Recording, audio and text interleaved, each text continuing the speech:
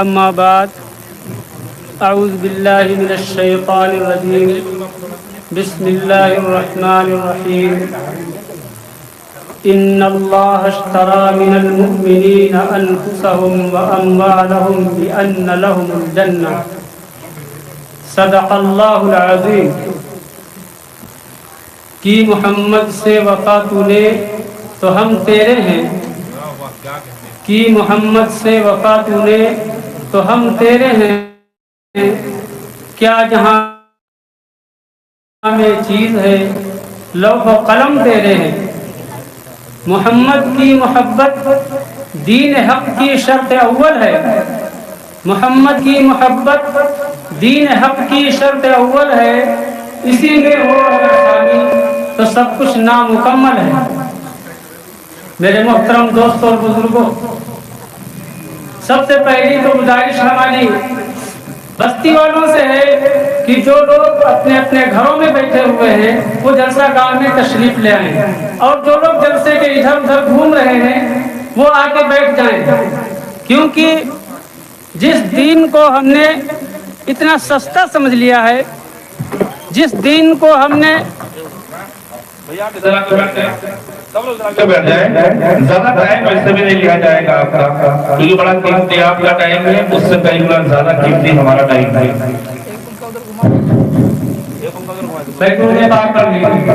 اللهم صل على محمد وعلى آل محمد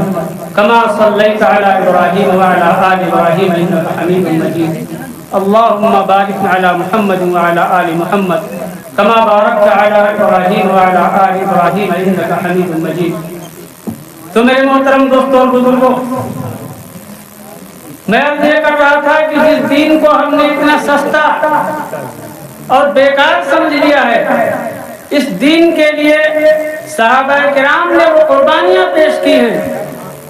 کہ جس کی کوئی مثال نہیں ہے، اور خود آقا دو عالم جناب محمد رسول اللہ صلی اللہ تعالی علیہ وسلم نے اس دین کے لیے کتنا ستائے گئے، یہاں تک کہ ہم سنا کرتے ہیں کہ طائف کے میدان میں آپ صلی اللہ تعالی علیہ وسلم کو اتنا ستایا گیا کہ بچوں کو لگا دیا گیا، آپ کے اوپر پتھروں کی بارش کی گئی، یہاں تک کہ آتا ہے کہ آپ صلی اللہ تعالی علیہ وسلم کے بدن سے خون جو نکلا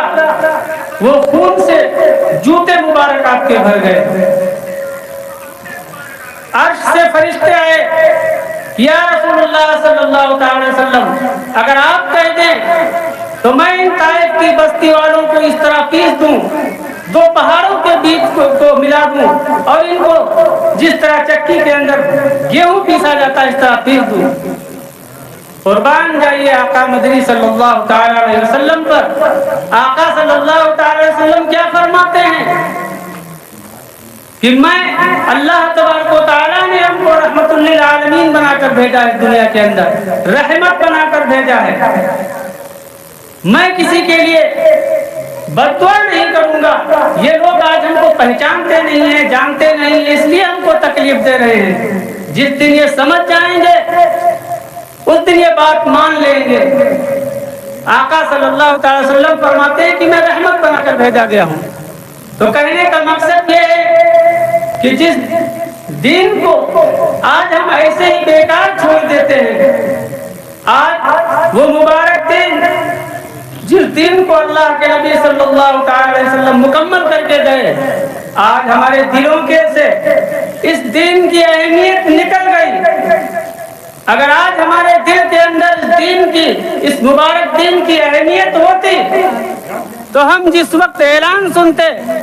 کہ جلسہ سیرت النبی، جلسہ پیغام انسانیت ہو رہا ہے، تو ہم اپنے گھروں سے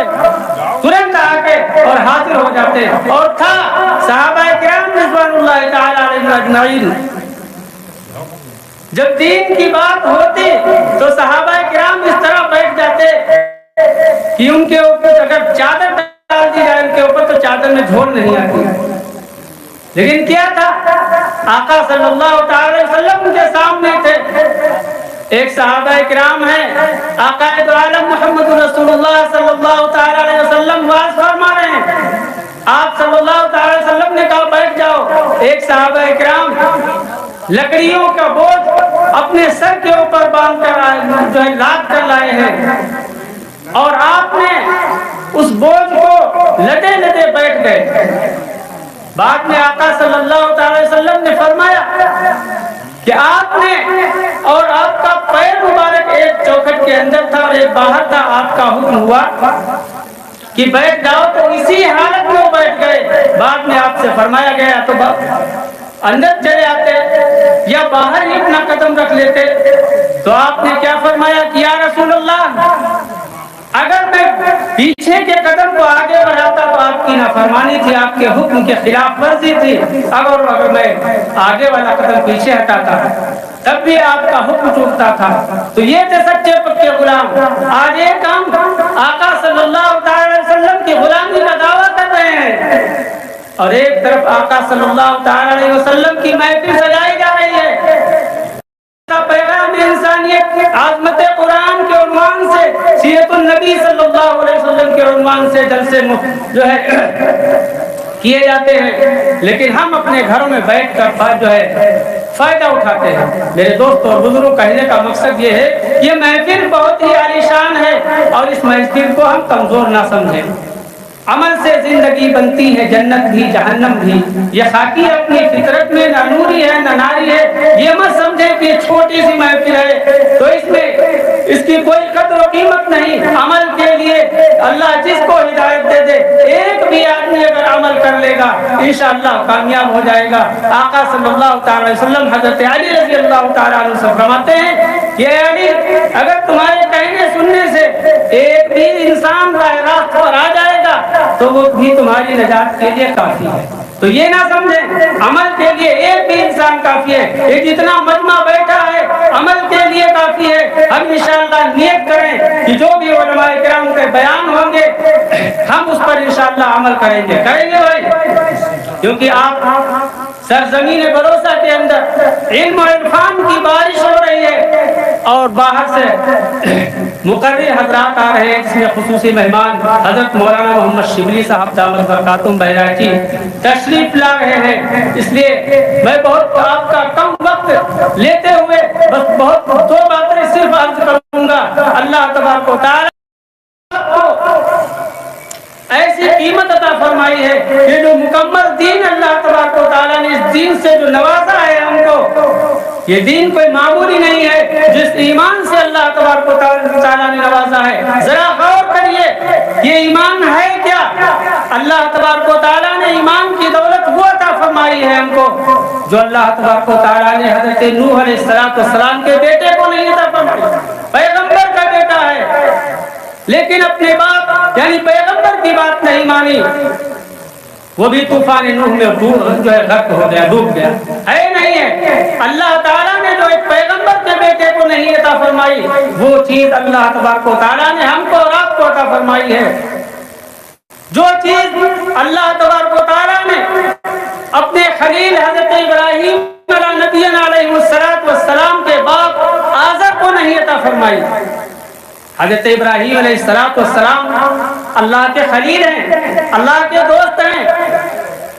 لیکن یہ ایمان کی دولت اللہ تبارک و تعالیٰ نے حضرت ابراہیم خلیل اللہ کے باپ کو بھی نہیں عطا فرمائی۔ جو دولت ایمان کی اللہ تبارک و تعالیٰ نے اس دین کی ہم کو اور آپ کو عطا فرمائی۔ آتا ہے کہ اللہ تبارک و تعالیٰ نے حضرت ابراہیم خلیل اللہ سے وعدہ کیا کہ ابراہیم ہم تمہیں کبھی رسوا نہیں کریں گے۔ اللہ کے نبی فرماتے ہیں کہ محشر کے میدان میں جب اپنے باپ آزر کو جہنم کی طرف جاتے ہوئے دیکھیں گے تو بارگاہ الہی میں حضرت ابراہیم خلیل اللہ عرض کریں گے، یہ پروردگار عالم آپ نے وعدہ کیا تھا کہ ہم تم کو کبھی رسوا نہیں کریں گے، آج ہمارا باپ جہنم کو جا رہا ہے تو یہ ہم کو رسوائی ہو رہی ہے۔ چنانچہ اللہ تبارک و تعالی حضرت ابراہیم علیہ السلام کے باپ آزر کو ایک چھپکلی کی شکل، انسانی شکل ہٹا کر ایک چھپکلی کی شکل بنا دیں گے اور جہنم میں ڈال دیں گے۔ یہاں سے ایک اور سبق ہمیں ملا کہ اللہ تبارک و تعالی شرک کرنے والے کو معاف نہیں کریں گے، وہ چاہے پیغمبر کا بیٹا ہو اور چاہے پیغمبر کا باپ ہو۔ اور سب سے آخر آخری نبی آقا دو جہاں جناب محمد رسول اللہ صلی اللہ تعالی علیہ وسلم کہ چچا ابو طالب جو آقا صلی اللہ تعالی وسلم کے ساتھ ہیں، آپ کی مدد کر رہے ہیں، لیکن ایمان نہیں لائے، اس لیے اللہ تبارک و تعالیٰ ان کو بھی جنت میں داخل نہیں فرمائیں گے۔ جو چیز اللہ تبارک و تعالیٰ نے آخر الزمان آقا مدنی محمد رسول اللہ صلی اللہ علیہ وسلم کے حقیقی چچا ابو طالب کو نہ عطا فرمائی۔ غور کرو مسلمانوں، غور کرو ایمان والوں، غور کرو محمد عربی صلی اللہ علیہ وسلم کے دیوانوں، وہ چیز اللہ نے ہم کو عطا فرمائی ہے اور ہم اس کو اپنے گھروں سے باہر نکال رہے ہیں۔ کیا نہیں اللہ کا لطف و کرم ہوا؟ اللہ تبارک و تعالیٰ نے ایسا پیغمبر عطا فرمایا جس پیغمبر کی امت میں پیدا ہونے کے لیے تم بے سوالات پیغمبروں نے دعا کی، اے اللہ ہم کو نبی نہ بنا، ہم کو محمد رسول اللہ صلی اللہ علیہ وسلم کی امت میں پیدا فرما۔ وہ مقام اللہ تبارک و تعالیٰ نے ہم کو دیا ہے جس کے لیے نبیوں نے دعائیں کی ہیں، اور اللہ تعالیٰ نے وہ کتاب اب ہم کو عطا فرمائی ہے، ہم کو عطا کی ہے جو اللہ کی کتاب بھی ہے اور اللہ کا کلام بھی۔ اس سے پہلے جو اور نبیوں کے اوپر غور سے سنیے، اس سے پہلے جو اور نبیوں کے اوپر کتابیں نازل ہوئیں، توریت، زبور، انجیل، یہ کتابیں، توجہ فرمائیں مائک کی طرف نہ دیکھیں، وہ اللہ کی کتابیں تھی، اللہ کا کلام نہیں تھا۔ توریت حضرت موسیٰ علیہ السلام پر نازل، توریت اور انجیل حضرت عیسیٰ علیہ السلام پر نازل ہوئی، اور زبور حضرت داؤد علیہ السلام پر، اور جتنے بھی نبیوں کے اوپر صحیفے نازل ہوئے اللہ کی کتابیں تھی، اللہ کا کلام نہیں تھا۔ جو اللہ نے ہم کو اور آپ کو جو قرآن عطا فرمایا ہے، یہ اللہ کی کتاب بھی ہے اور اللہ کا کلام بھی ہے۔ قرآن کو ختم کرنے والے ختم ہو جائیں گے، قرآن کو جلانے والے مٹ جائیں گے، قرآن کو مٹانے والے مٹ جائیں گے، لیکن قرآن مٹنے والا نہیں، کیونکہ اللہ تبارک و تعالیٰ نے اس کی ذمہ داری لی ہے۔ انا نحن نزلنا الذکر وانا لہ لحافظون، ہم نے اس قرآن کو نازل کیا ہے اور ہم اس کی حفاظت کریں گے۔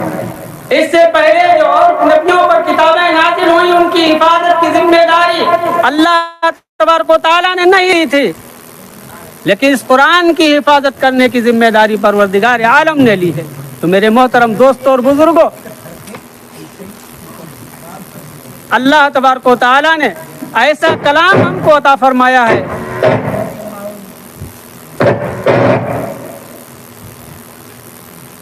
یا تو کا بند کر دو، بغیر میت کی بات چیت ہو جائے۔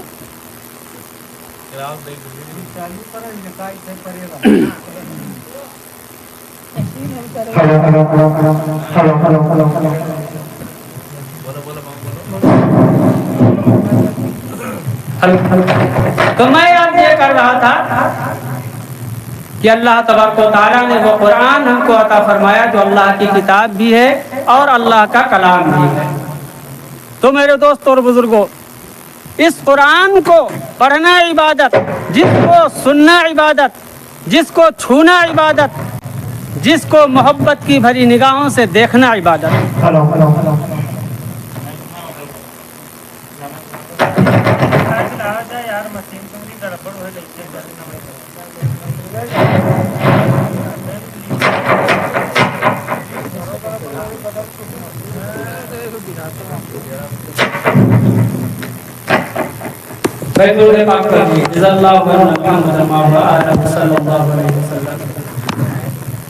میرے محترم دوستوں بزرگوں، ہم نے ابھی آپ کے سامنے ایک قرآن مقدس کی آیت شریفہ پڑھی تھی، جس میں اللہ تبارک و تعالیٰ نے ارشاد فرمایا، ان اللہ اشتری من المؤمنین انفسهم واموالهم بان لهم الجنہ۔ اللہ تبارک و تعالیٰ فرماتا ہے کہ ہم نے مومنوں کی جان کو اور مال کو خرید لیا۔ ان اللہ اشتری من المؤمنین انفسهم واموالهم بان لهم الجنہ، کہ ہم نے مومنوں کی جان کو اور مال کو خرید لیا ہے، جس کے بدلے میں ہم جنت عطا کریں گے۔ कितनी खुशकिस्मती की बात है कि अल्लाह तबारक व तआला ने हमारी इस बेकार जिंदगी को खरीद लिया है ऐसी जिंदगी के बदले में कि जिस जिंदगी के अंदर न कोई बीमारी आने वाली, न कोई बुढ़ापा आने वाला, नहीं कोई कमजोरी आने वाली। ऐसी जिंदगी के बदले में अल्लाह तबारक व तआला ने हमारी इस बेकार जिंदगी को, जिस जिंदगी के अंदर तरह तरह की बीमारियां और परेशानियां आने वाली, बुढ़ापा आने वाला, कमजोरियां आने वाली, इस बेकार जिंदगी को अल्लाह तबारक व तआला ने उस आखिरत की जिंदगी के बदले में खरीद लिया। अब अगर हम अपनी जिंदगी का सौदा कर लें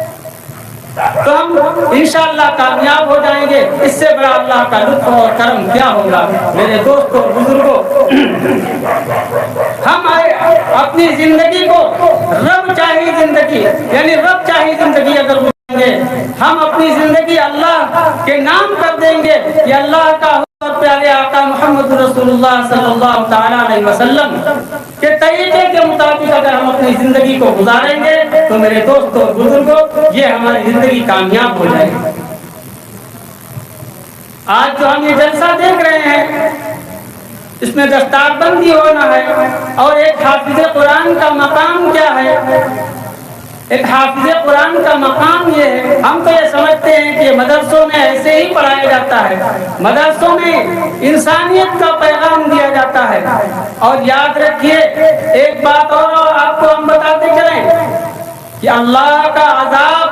हमारे गुनाहों की वजह से जब आता है तो दोस्तों, बुजुर्गों, तहज्जुद के वक्त इन मदरसों के बच्चों को जब जगह के बिठाया जाता है, जब कुरान पढ़ाया जाता है, ये बच्चे मदरसों में कुरान की तिलावत कर रहे होते हैं, सीख रहे होते हैं, याद कर रहे होते हैं। अल्लाह का अज़ाब ये कुरान सुनकर वापस चला जाता है। हम इन मदरसों के बच्चों को ऐसे ही ना समझें। एक हाफिज कुरान की